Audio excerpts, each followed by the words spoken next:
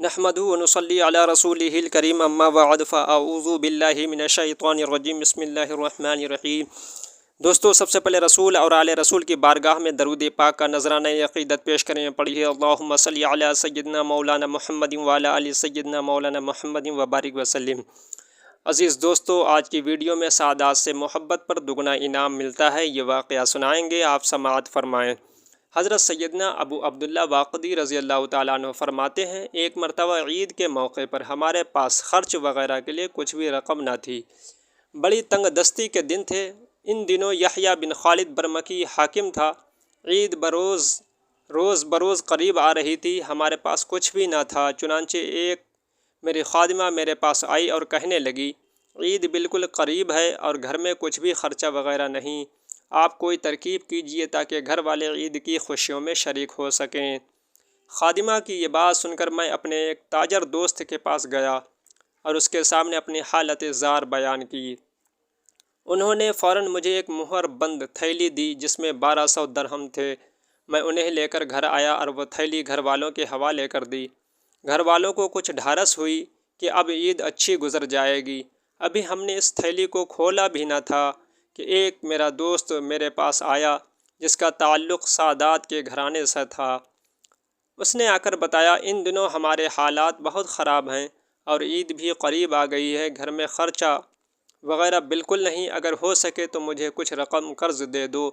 اپنے اس دوست کی بات سن کر میں اپنی زوجہ کے پاس گیا اور اسے صورتحال سے آگاہ کیا۔ وہ کہنے لگی، اب آپ کا کیا ارادہ ہے؟ میں نے کہا، ہم اس طرح کرتے ہیں کہ آدھی رقم اس سید زادے کو قرض دے دیتے ہیں اور آدھی ہم خرچ میں لے آئیں گے، اس طرح دونوں کا گزارا ہو جائے گا۔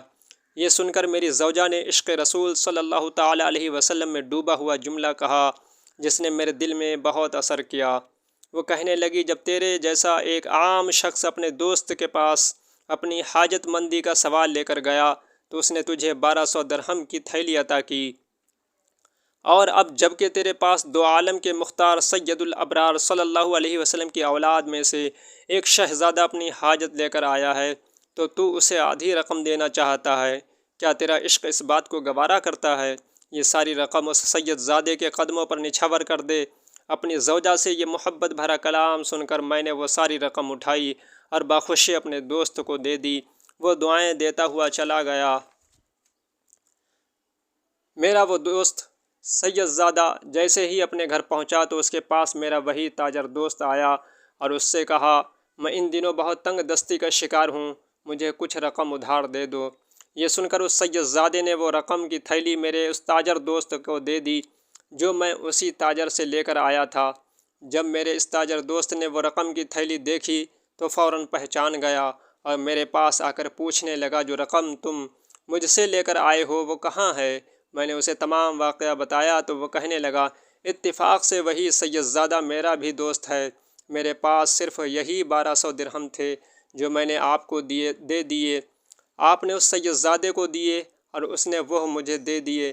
اس طرح ہم میں سے ہر ایک نے اپنے آپ پر دوسرے کو ترجیح دی اور دوسرے کی خوشی کی خاطر اپنی خوشی قربان کر دی۔ ہمارے اس واقعے کی خبر کسی طرح حاکم وقت یحییٰ بن خالد برمکی کو پہنچ گئی۔ اس نے فوراً اپنا قاصد بھیجا جس نے میرے پاس آ کر یحییٰ بن خالد برمکی کا پیغام دیا، میں اپنے کچھ مصروفیات کی بنا پر آپ کی طرف سے غافل رہا اور مجھے آپ کے حالات کے بارے میں پتہ نہ چل سکا۔ اب میں غلام کے ہاتھ 10,000 دینار بھیج رہا ہوں، ان میں سے 2,000 آپ کے لیے، 2,000 آپ کے تاجر دوست کے لیے اور 2,000 اس سید زادے کے لیے، باقی 4,000 دینار تمہاری عظیم سعادت مند بیوی کے لیے، کیونکہ وہ تم سب سے زیادہ غنی، افضل اور عشق رسول صلی اللہ علیہ وسلم کی پیکر ہے۔ دوستو، آج کی ویڈیو میں اتنا ہی۔ استغفر اللہ ربی من کل ذنب واتوب الیہ۔ اللہ تعالی ہم سب کو خوش اور آباد رکھے، ہماری تمام بلائیں، بیماریوں، پریشانیوں سے نجات عطا فرمائے، آمین۔